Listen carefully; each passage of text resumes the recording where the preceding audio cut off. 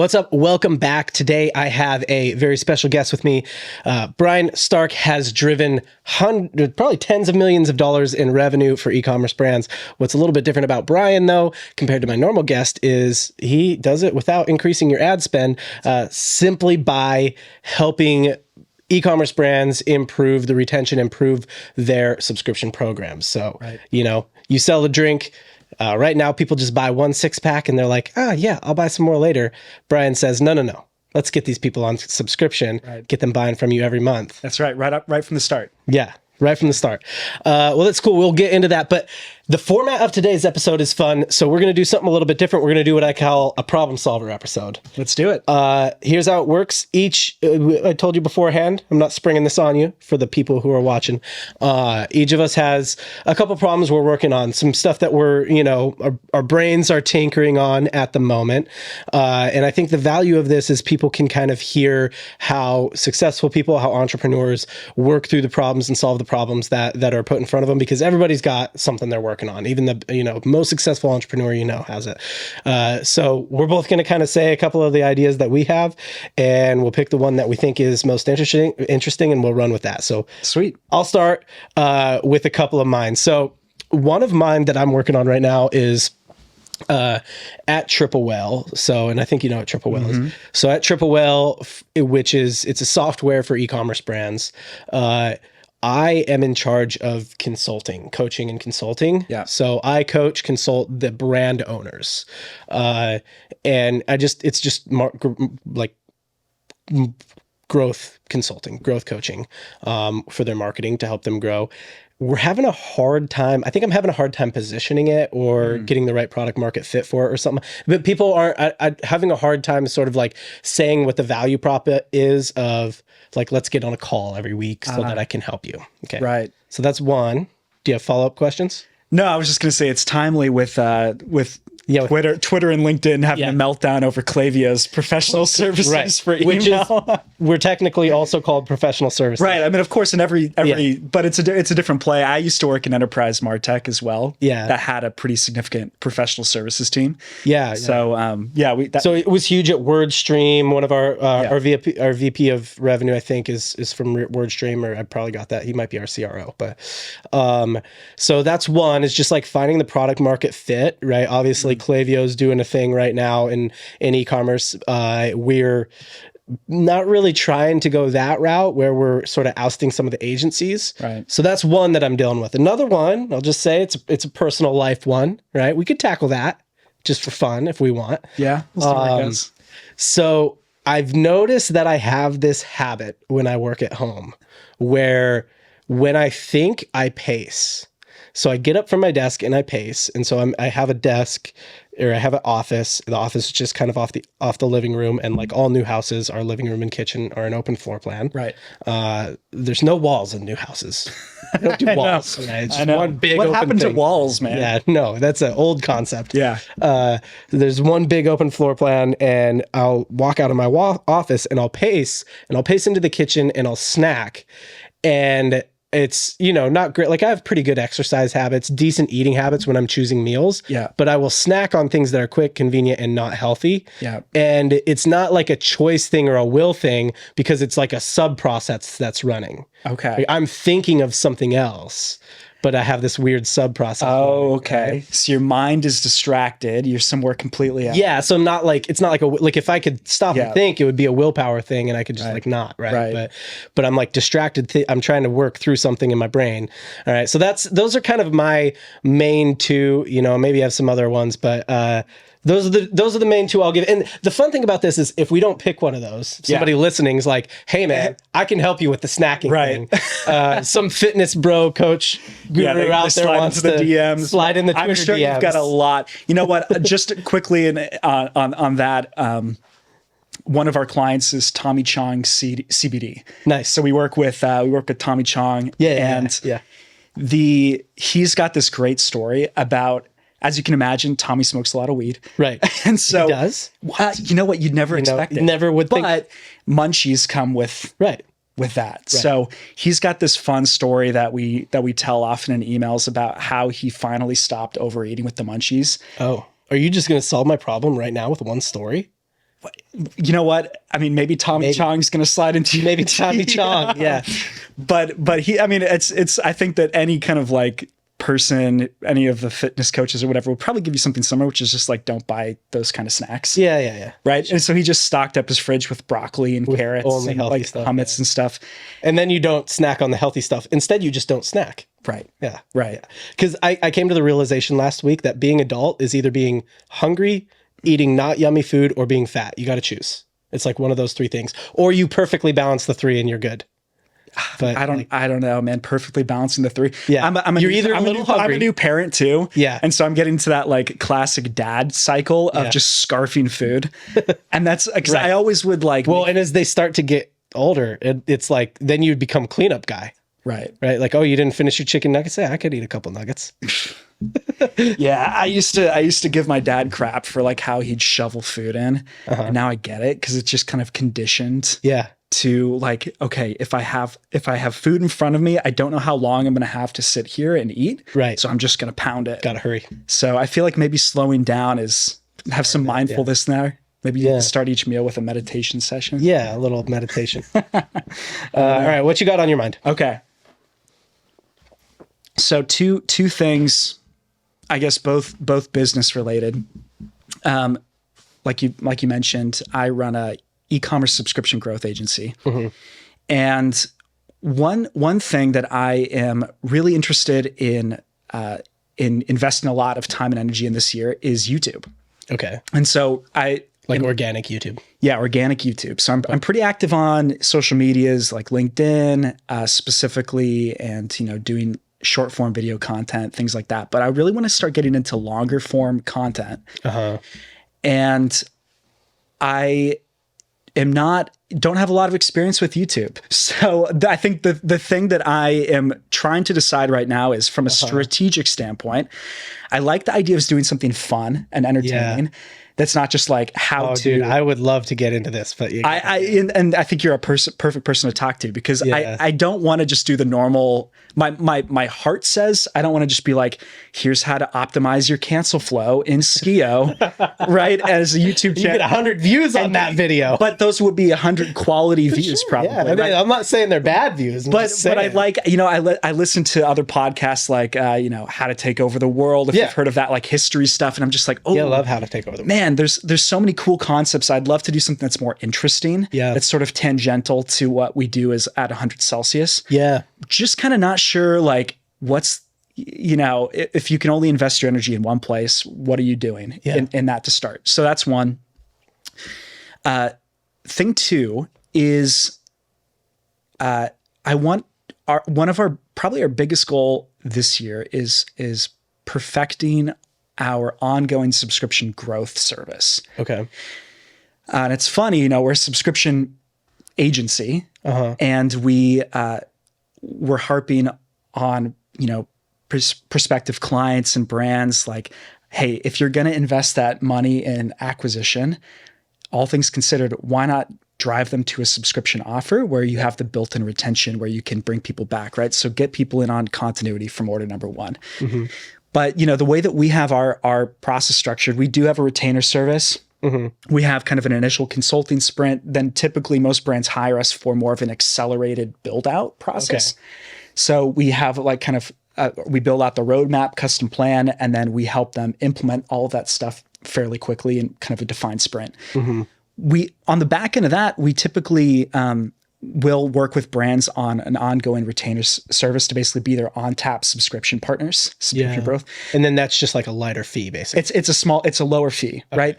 What we're trying to, and we ran into this when we used to be an email SMS agency too, right? Which is like, okay, once you have all of that core infrastructure built out, right? Like with an email agency, you got all of your flows dialed in. Right. You've got the strategy kind of lined up. You've got your segmentation.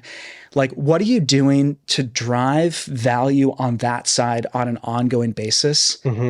Like, that is really impactful to brands, that promotes that continuous improvement. And for us, we're trying to figure out, okay, what does that look like specifically for a brand subscription program. So increasing acquisition, reducing churn, doing things like that. So I've got some ideas. We have things that we're doing for brands already, but just trying to perfect that. I think I can ask you one question that will help me narrow in on which of your two things that I would like to focus on. Yeah.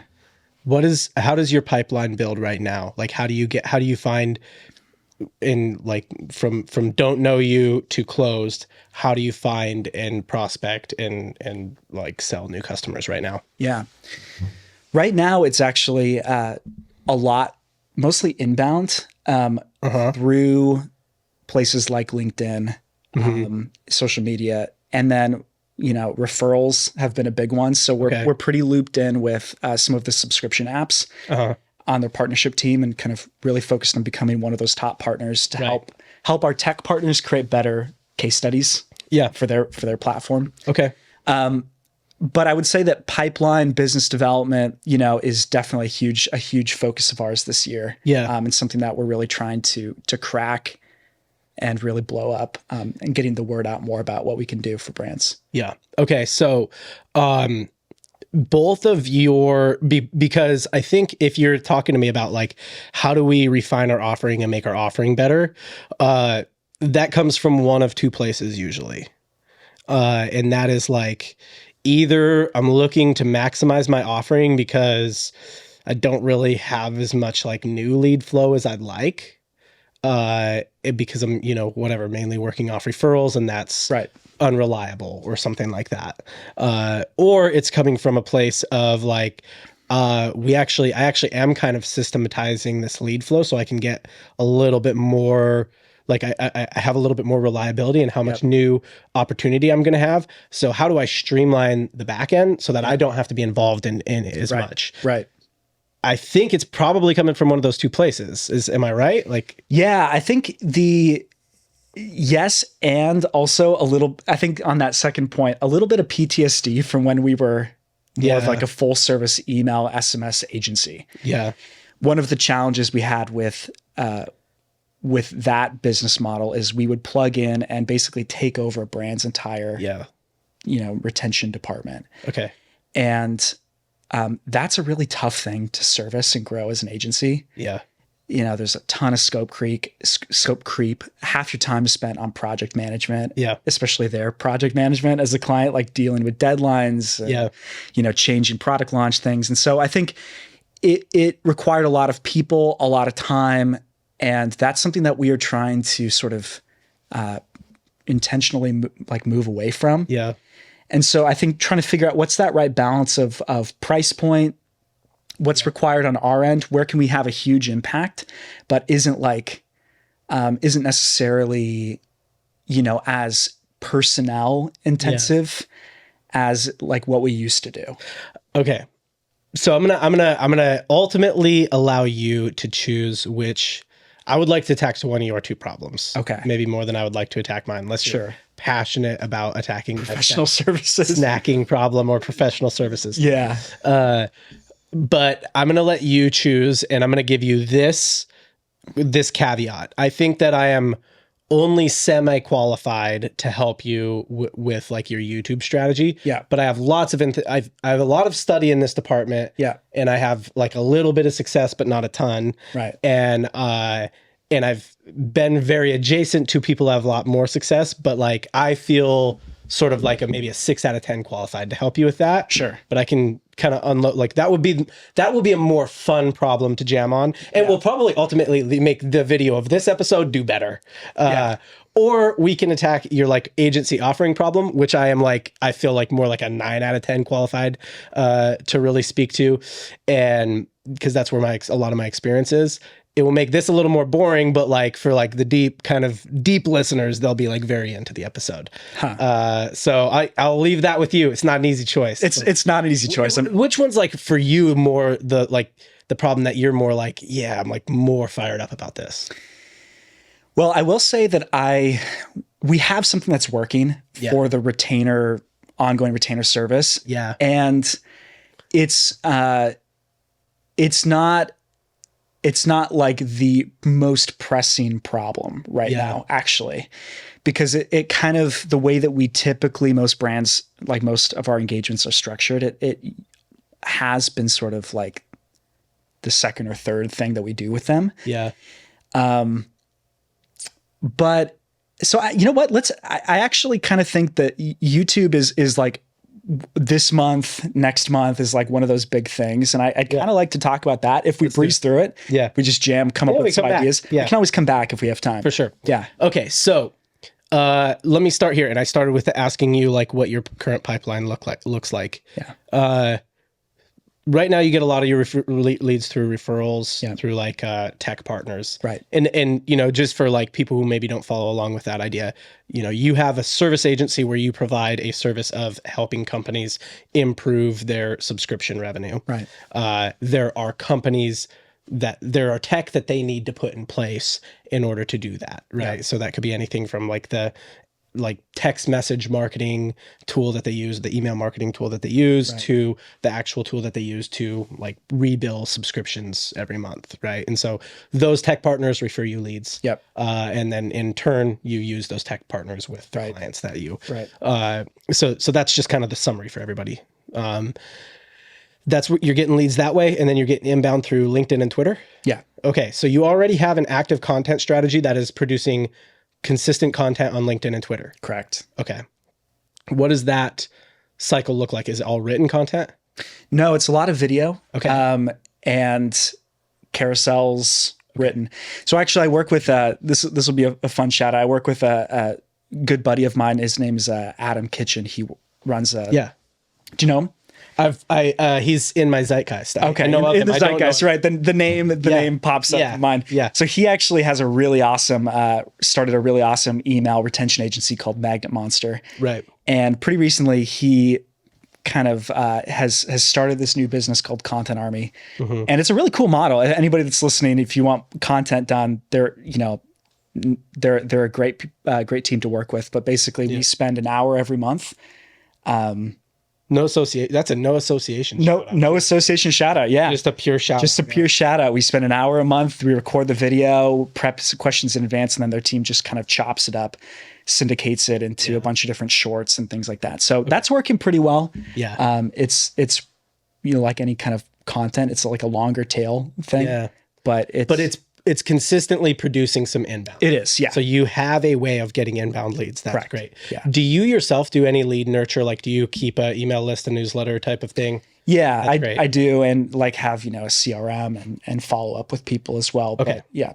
So I think a great place to start in any kind of B2B content is like, where could it already be helpful? And almost always that's at the bottom of funnel. Yeah. Right. So who are the people who are already leads, who are already in our CRM, who are already on our email list that maybe aren't customers yet? Or another way to look at that is they are customers. And what are those conversations we're having over and over with customers that are, you know, like what are the ideas that if we can get customers to buy into these ideas, things become a lot easier for us. Right. So that's a good place to start with content, but it doesn't get tons of views. And it sounds like that's a lot of what you're already doing. Yeah. Yeah. Okay. A lot of pretty specific bottom of funnel style content. Yeah. Okay. Yeah. So let's talk about YouTube specifically. And you're attacking actually a similar problem that I'm attacking right now. So let's go through this exercise. If you were to draw, we're going to draw 3 circles. Okay. So imaginary circle 1, who is like your tightest defined audience? Like these are the people who are my ideal customers. Yeah. It would be 8-figure Shopify brand owner selling a consumable product. Yeah. Or consumable products, supplements, food and bev, pets, that kind of thing, or a subscription box style company. Gotcha. Yeah. So something that people consume, finish, need more of, right? Or something that's a subscription box, like a clothing box. Totally. Or, you know, and for the consumables, even deeper is they should be winning with subscriptions and they're probably not right now. Right. Okay. Great. And okay, so you said 8 figures. So I'm going to ask a follow-up question here because I know something about 8-figure fit brands. And that is, you said brand owner. Is it always the brand owner or is it more of a marketing decision maker? Yeah. And it very well could be a marketing decision maker, like a VP of marketing, director of e-commerce, that kind of thing. Okay. Yeah. And all right. So that's your tightest circle. Now, Now imagine that is like, now imagine a target, all right? That's the bullseye, okay? What is the next level of a circle where you could say, here's the audience that I could say contains all those people in my bullseye, but, you know, is a little bit more expansive. So I'll tell you what mine is. And then I guess you could steal it because we have a similar, but mine is, so my bullseye is actually a little tighter because at Triple Whale, we will service really any e-commerce brand. Right. Doesn't have to be large, doesn't have to be small, doesn't have to be subscription, whatever. Right. So like I call my bullseye e-com, and e-com means founders, marketers, and agencies, marketing agencies that service them. Yeah. Right. So those are my bullseye people who are like potential customers and partners of Triple Whale. Right. And then the next that I say is like, that's just your kind of entrepreneur type people.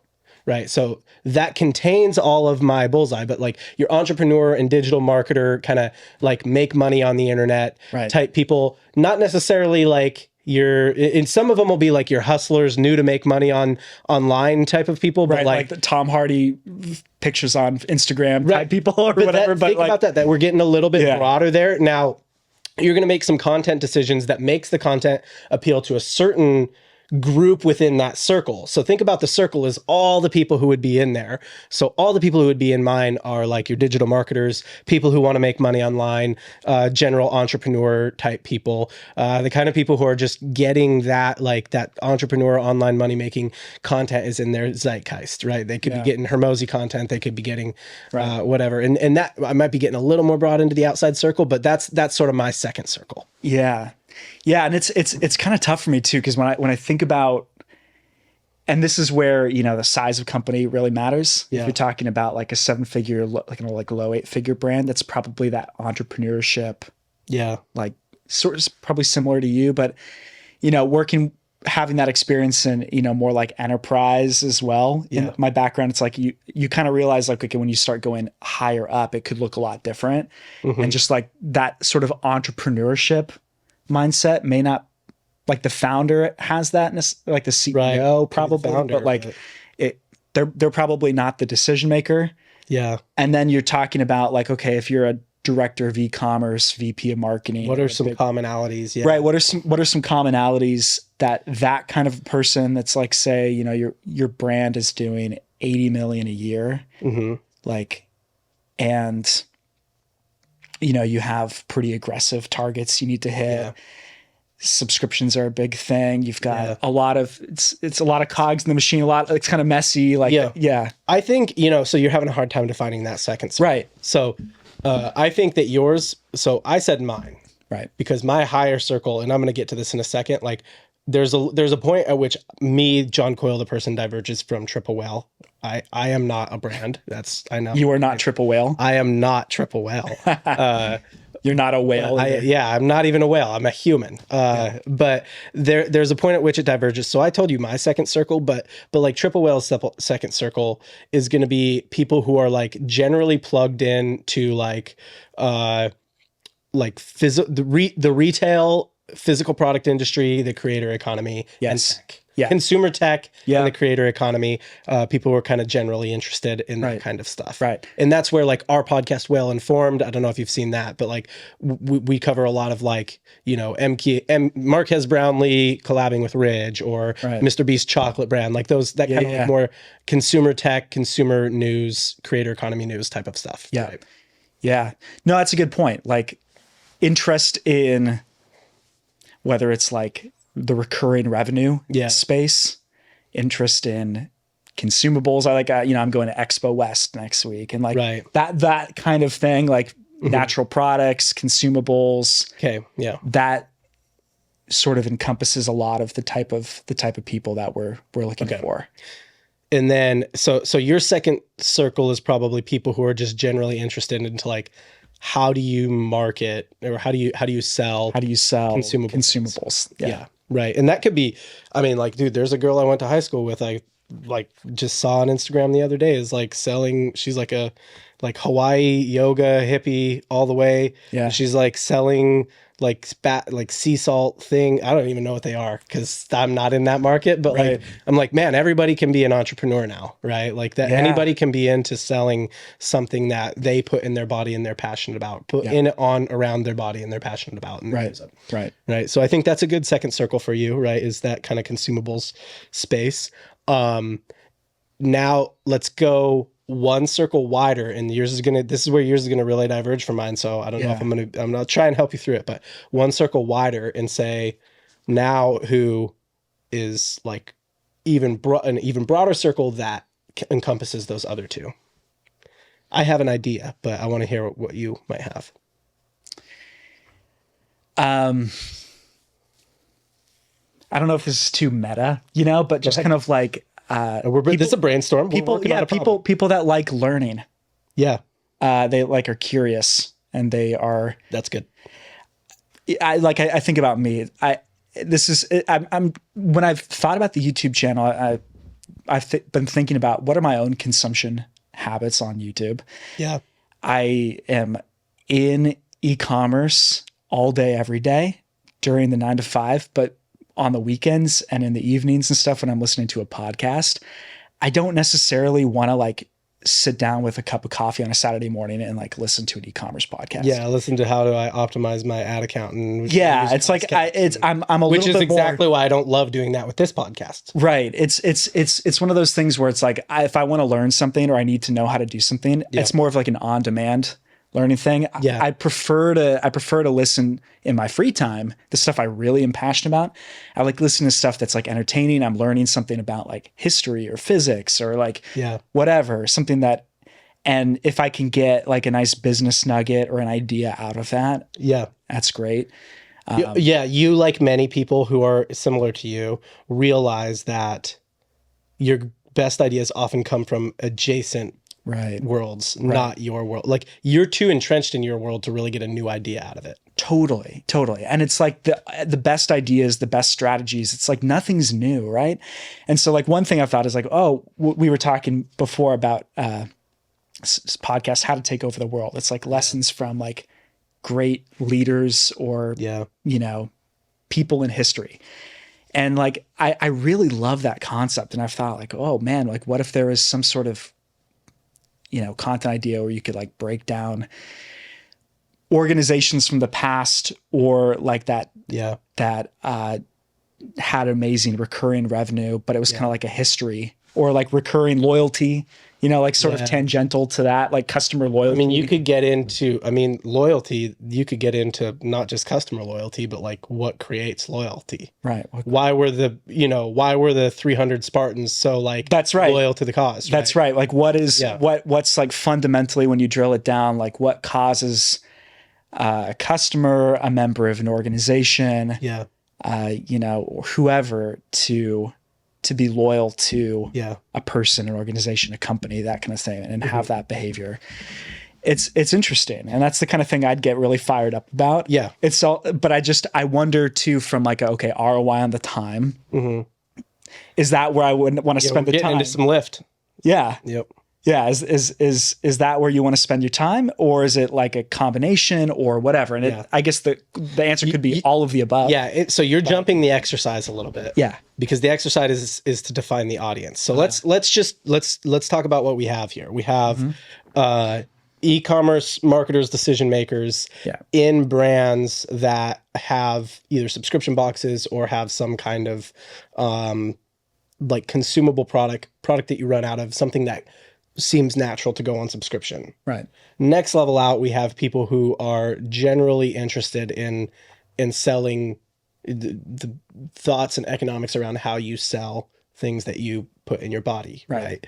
And then the next level out, you're like people who are generally interested in learning. All right. So the goal, when it comes to YouTube, if you want like successful content that gets a lot of views, the broader it is, the more views it gets. Now you have decisions to make about like, do you want to go try and bring a penny to Mr. Beast?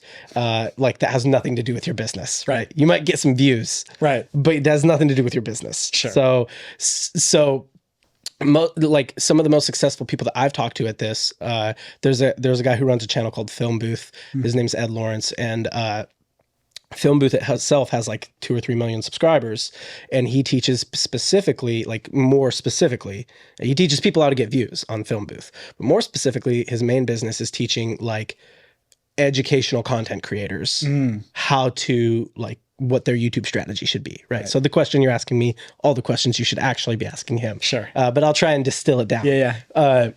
And a lot of it is, I asked him to break it down on my podcast. And a lot of it is like, figure out like the one thing, like the main thing that is like kind of a front end offer that you can help with. Yep. And then figure out how to wrap that into a bigger idea. Right. And so this is why I did the audience circles thing. And that's actually, I'm borrowing that from someone else too, Noah Kagan. Yeah. I'm borrowing that from him. Like, who's the most specific? So how can you create a piece of content that the main idea and the packaging and what we can put on the title and the thumbnail on YouTube appeals to all, like that broadest circle. Right. But within that broadest circle lives the smallest circle, and they can't be concentric. That's why I said it has to look like a bullseye, like a target. Sure. Right. You don't want concentric circles. You want, how do I find a piece of content that really appeals to kind of anyone who's interested in like learning stuff, is interested in learning history, is interested in learning stuff that might be able to help them in their life. Yeah. So to me, I think for you, I think you maybe have 2 paths here. You have people who are interested in learning. Some people who are interested in learning about self-optimization. That's a big wave right now. What are the things that I should be putting in my body? There are plenty of people who are interested in the things they should be putting in their body, but they're not selling that stuff, right? Yeah. They're doing something else for work, right? Some portion of them are selling that stuff, right, or will sell that stuff at some point in the future. Yeah. And some portion of them, will like launch relatively successful brands or get into marketing in that industry, sure, or something like that. But if you think about your e-com marketing director at a brand that has a, consumable, right, like, are they also interested in the kind of products that you consume and put in your body? Probably. Or they're at least interested in watching that video because they're like, well, this is kind of relevant, right? Right. Or are they interested in, how did Pfizer become Pfizer, right? Or are they, right? So there would be a history one there, like how did XYZ thing that we drink every day, how did Coke get so popular? Right. It could be heavy lift content. And this is where you have to decide, do you want to hire a team to help you with this research, to help you with the editing and that kind of thing? Do you want, and how deep do you want to go here? Right. Yeah. Right. So in terms of the content strategy, I think that it's along that line. But then the next question is formats. So I like to lean into formats. The format that I enjoy is podcasting. That's the format that I will go back to and do no matter what. I enjoy having conversations. Yeah. Right. And so then I say, okay, I know what format I like. I know what format creates longevity for me. The format that creates longevity for me is having conversations with interesting people. Yeah. I will do it. I'll spend my time doing it. Sure. Okay. I'll spend my time finding the guests. Even if I don't want to, even if it's not the best use of my time, I want to do it because I just like it. Right. So now that you have an idea of what it could be, now ask yourself, like, what's a format that, like, I would do that. I would go back to that. Right now, a format that's working for you is like, you sit down, it's scripted, you deliver the script, right? Or you sit down, it's questions, you deliver the answer to the question, right? And so maybe for you, the format is face to camera or as commentary video or as like teaching, but you just realize, hey, in order for it to be repeatable for me, I know I can't be the one that's going and running down all the information. I can't be the one writing the script. Sure. Right? Sure. And then you just have to plan accordingly and say, well, can I do that kind of lift, right? Can I really bite off YouTube if I can't be the one doing it? Right. Or can I take my team that's currently working with me and actually redirect them into a different content strategy and still just pay them the same because I'm already paying them? Yeah. Right. Yeah. It's an interesting idea. Yeah. Yeah. That's such good advice too, is it doesn't have to be you to do the whole thing. Yeah. But thinking through that format, what's something that you could look at and say like, okay, I know I could do this. Some people love the written format. If you love writing, then you're just writing scripts. Right. Yeah. Right.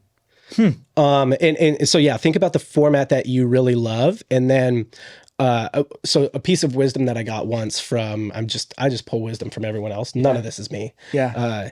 A piece of wisdom that I heard from someone else, and I'll cite them. It was Colin and Samir, if you're familiar with them. I am, yeah. Love Colin. So cool. Yeah. I love their channel. I don't know why. Because like if someone asked me to explain it, I'm like, I don't know. They have like conversations with like creators. It's cool. Like, I don't know why. I don't know why I like it. Don't ask me questions. It's just so good. I mean, I think that their format, which is like, hey, here's this phenomenon of a creator, right? Yeah. What are they doing? Like let's like look under the hood. Yeah, but it's do you notice how it's still broadly interesting? So it's what I'm talking about. Right. They do an amazing job with that, where they've got the great headline, the great angle, the great hook. Right. And my wife could listen, she could follow along, and she could find the whole thing interesting because at the end of the day, it's still just a human story, right? Sure.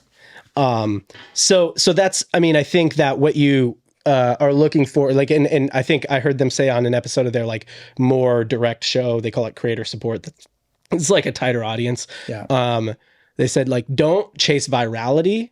Find a format that works for you, that you can repeat, that you're going to do over and over. Yeah.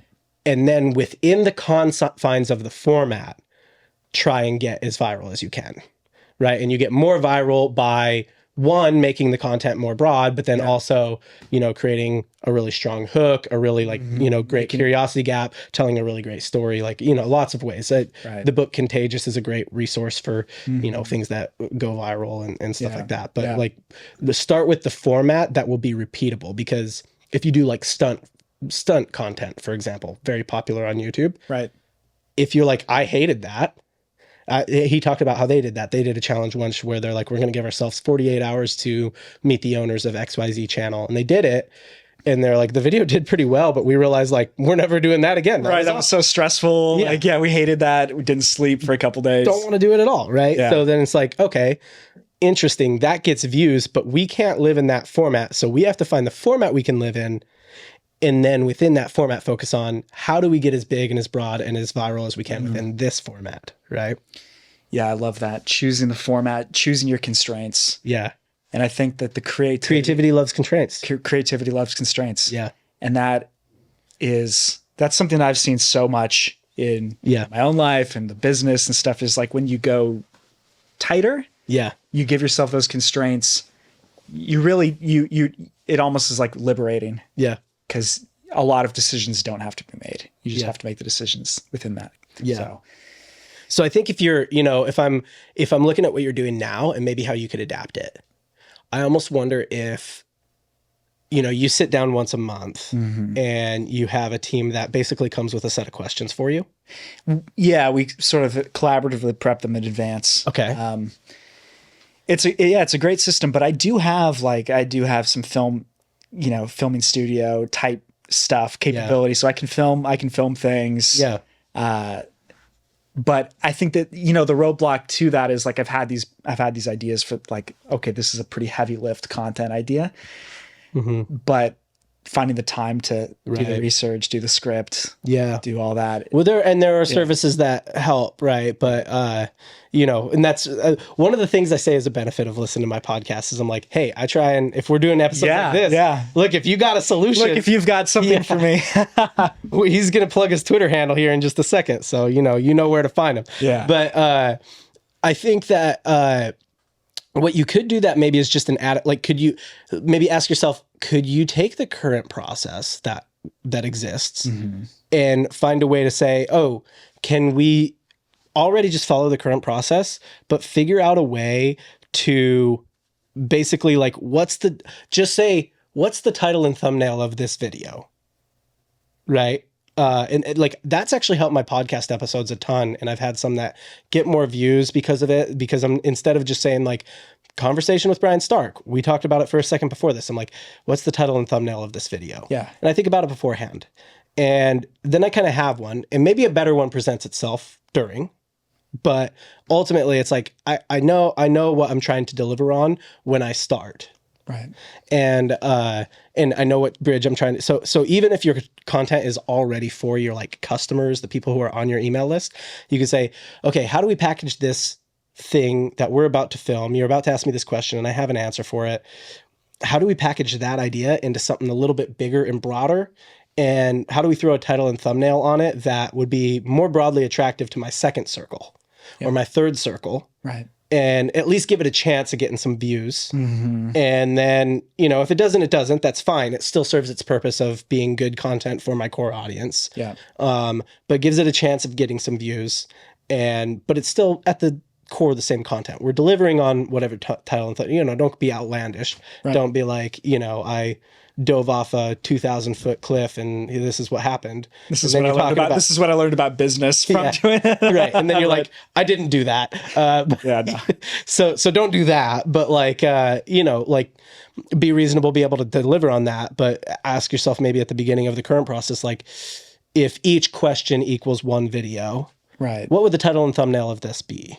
Right. And if it's all short form, it's like 1 minute stuff, you know, maybe say, okay, what if could we package a few of these questions together and make a 5-minute video? Yeah. That would be a longer form YouTube thing, right. You know, start there. And that gets you posting, it gets you going.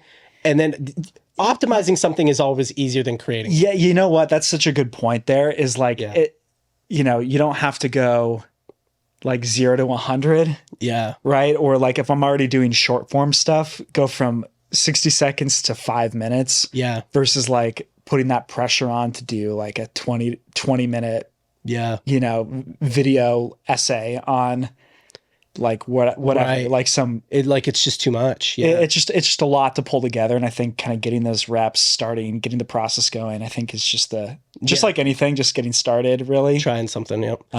Another thing that you could try that could be a really easy starting point too is, this is like a, you know, again, I'm trying to cite my sources here. I think Alex Ramosi says he does this, and so does Neil Patel, where they start with Twitter and they just write, right? Yeah. Writing is the format that they feel comfortable in. So that is them writing. That is actually them. And then anything that does well on Twitter, they repurpose that into short form, but they don't write that. That's, you know, they've already written the core idea. A team member can take and say, oh, that tweet did well. Let me write a short form video script, which you're already at that short form level, right? And then any short form videos that do well, they say, okay, well, let's, you know, they have a team that says, how do we lengthen this concept with, you know, a 3-minute script or a 5-minute script or a series of questions that this person can answer, right? Or something like that. Yeah, water, like nurture the winners. Right. Yeah. So I go from volume. Podcasters go from long to short. Yeah. You know, which is one way to do it, but like they go from short to long, which I kind of, you know, I guess grass is always greener. But I kind of like that idea, right? Yeah. Well, it's sort of like that validation phase of like, you know, you don't spend 3 days like working and scripting and filming a video that like nobody's going to watch. Right. Like if you can validate the idea first on LinkedIn or Twitter or whatever, it's like, okay, it blows up and gets a bunch of people interested. Yeah. It's probably a pretty good sign that the YouTube video is going to respond well too. Right. Yeah. Yeah. Yeah. No. And I think again, as long as it has that core function of like being already useful for you, because you already have a way of generating leads. Yeah. So this already helps you nurture, like you're not relying on this for your business to work. That's right. Yeah. You know what I mean? So I think that's a big thing for anyone who's going to create B2B content is like, if you're starting from a place of like, this is my Hail Mary. Yeah. Don't start with YouTube. No, not right. Like, just try outreach, do some cold outreach, you know, like DM some people on Twitter or LinkedIn or do some cold email. Right. But don't start with, you know, or Twitter, you know, do Twitter or LinkedIn content's far more likely to lead to more immediate success where, don't start with YouTube. So I wanted to establish that you had that. So you already have pipeline. This content can already be independently useful, even if it doesn't get thousands of views. Right. So it's like, I'm always making a piece of content. It's going to be useful for me no matter what. And I heard a story once of, I can't remember who this was, so I can't cite the source, but somebody was talking about how they built really one of the biggest blogs about content marketing, about specifically blogging and SEO. Yeah. And this person said that like, when it started, it was getting no traffic. They had no email list. They had a background in helping companies create blogs that would get traffic, right? So they were helping, I think they were helping like HubSpot at the time, and they were helping some of these companies that like really invested heavy in SEO at one point, and that was their job. So they knew what they were doing, but they didn't have their own personal blog. And so this guy decides, all right, well, I'm going to start my own personal blog about it, and I'm going to do it. And him and a couple other people start it, and they called it something, I can't remember what it was. And he said, at first, nobody read it, and we had no email list and we had no nothing. And, you know, sometimes we'd share the articles with our clients, and our clients would think they were interesting enough that they'd share them with their email list, and that was fine. And we got a little traction that way. But at the beginning, it was seriously like a year of creating content and just having faith that the content we were creating was good. Yeah. Because we knew it was good. We knew it was valuable. Right. And then after a while that would snowball. So I think that's a big part of it with YouTube too. Yeah. It's just the willingness to put things out there and hear crickets for longer than you'd like. Yeah. It's been interesting too, even with things like even the, you know, posting on Twitter or LinkedIn. It's like, it's really, you know, it started to generate a decent amount of inbound lead flow for us. Yeah. Hardly anybody that, you know, DMs you or comes in off of that stuff ever interacts with your content. I know. It's like, that's what makes it hard to keep doing it. It does, is because you get to a point where you're like, how much time am I spending doing this? It doesn't seem like it's working. It's just like in sales where I used to work in a sales job. Yeah. A couple different sales jobs. And it's like your pipeline today is the direct result of what you did 8 or 9 weeks ago. Yeah. And so I think it's the same thing with like posting content and stuff, is like, you have to give it enough reps. You have to let it simmer for long enough and just get out there. And it's really easy to get discouraged. I had a conversation with someone who has a channel that gets lots of views. Yeah. And as you might expect, lots of people like you or me come to him about how to build up their channel, because they're like, you get views. How do I get views? Right. And he's like, you know, what's crazy is I have these conversations with these people and they have a business and they're like, yeah, I want my content and my content's got to get an ROI. And I say, okay. And so then I come up with some video ideas for them and they're like, well, it doesn't seem like these videos will get very many views. And I said, well, okay, but you said your content needed an ROI, not that it needed views. Right. And then this person, I kind of like talked this out with him. And what he found was, he was like, I think it's ridiculous that so many business owners want to create content that gets all these views when like views aren't cash, right? But they want the views. Right. Views are the vanity metric in a lot of ways, right? And then when you tell them, well, this content won't get as many views, but it'll get you better ROI, they'll be higher quality views. They're like, yeah, but I would also like the views. And I think what it is this guy I was talking to, he already had the views. Yeah. He doesn't need the views to validate himself. Right. The business owner, they already got a pipeline. Yeah. Like they already have a way of generating leads, and they might want an ROI from their content. But at the end of the day, it's like, I do want an ROI from my content, but like, I think equally, and maybe I'll leave it even a little more so, I kind of want it to get views. Right. I kind of want to be like, yeah. I kind of want to make something that I can talk to, you know, whoever about, like my cousin Jimmy, who, you know, works security at the airport, gets it. You know what I mean? Right. And I think that is a desire, you know, so you got to weigh that desire and really ask yourself a little bit. And what I've realized over time is that that's where I'm at with it, is that I think, man, I was writing the other day, sometimes I write stuff and then I don't post it because it just helps with clarity. Yeah. And I was writing something the other day that I was like, oh, you know what? I think I have this core mission where I want to make content that's helpful, right? That like people can listen to or watch and it helps them as a human in some way. And I want them to I want to make content that's so good that they are just as likely to click that as they are to click the Mr. Beast video or the content that's just, and I'm not saying Mr. Beast is bad, or the reality show or whatever, the content that they're watching now that they're just kind of watching for entertainment and enjoyment. Like I want to make that helpful content so entertaining and enjoying that people choose to eat carrots, basically, right? You know, so you do that. You gotta make some pretty good tasting carrots, but you do. And I don't know if I'm there, but I realize that that's a mission of mine and like kind of a life mission of mine. And I'm like, oh, okay. That's why I want the views, is because there's this sort of underlying life mission that I have of doing that. Right. Yeah. And I just have seen that play out. I mean, like even from a marketing standpoint, and this is why, like, you know, ROI is great, but like something that's fun, that's entertaining, that people want to watch, you know, that are in that broader circle. Our most successful clients, e-commerce clients, are the ones that take themselves the least seriously. Yeah. They have the most fun. Yep. oftentimes they're the least, like they do the least sales, you know, they're not like hitting people. Their emails are just a vibe. Yeah. It's case in point. I mentioned the Tommy Chong CBD. Yeah. They make the most money from email from any brand that we've ever worked with. Right. Yeah. Their emails are long form narrative stories in Tommy's voice. If we have a call to action, it's usually like a hyperlinked text at the bottom of the email. They have to scroll multiple times. Yeah.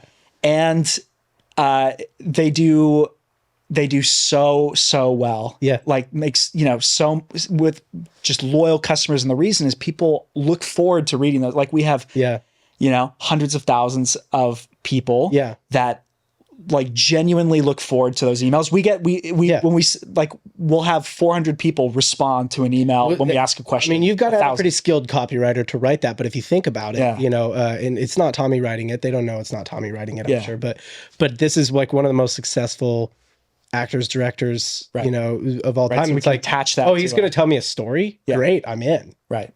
You know what I mean? So you have to have a pretty skilled writer to deliver on that, which it sounds like you do, but like that's the thing. It's like, if you could just hear, and this is kind of the idea of this podcast, of like, you can hear successful people tell stories, not about their brand, not about their success or whatever, but just like, here's a story of like some random thing that happened to me in college. Right. And yeah, within that story, there's some stuff I learned, but generally it's just a pretty fun story. You know what I mean? Or you can just hear successful people brainstorm through the issues that they're trying to work on, you know, or whatever. It's my thesis. And it's always a working thesis based on, the nice thing about it is you get feedback, you know? Yeah. It gets crickets, it gets 500 views, it gets 5,000. Right. Yeah. You just have to put something out there. Yeah. And I think that's like, that's the big thing is like, and I really love what you said about like, what choose your format. Yeah. What can you even with, like, you could say, what can I do for the next year? But like, what can I do for like 20 pieces of content in the next month or two? You know, like what's the format that I could commit to? Because you'll optimize it. And ship. Yeah. Like, is that just like 3-minute YouTube videos where I'm screen sharing and talking? It's just like low production value, like whatever, just to start posting more long form stuff, get the wheels turning, you know? And so, that's really good. I think defining the core audiences. Yeah. And then figuring out what is a format I know I can do. Now let me just put some stuff out there and then revisit. Sure. Because as I revisit, then I'll be able to refine the strategy. Yeah. But I need some data points. Yeah. You know, it's very true. Bryan, thank you for being on the show. Appreciate it. Where can people find you? You can find me at my website, 100celsius.co. So 100celsius.co. LinkedIn is probably where I'm the most active. I think it's like /Bryan Stark, and then Twitter as well. Nice. Bryan D. Stark. Cool. We'll have to have you on to talk about your offer some other time. Yeah. And we'll see. Wherever you're watching right now, subscribe, follow, do all the things that people say do on the cut. I'm like, I don't know, YouTube, you do this, do the things people say. Do the things, tap the buttons. Hitting the buttons. Yeah. And we'll see you next time.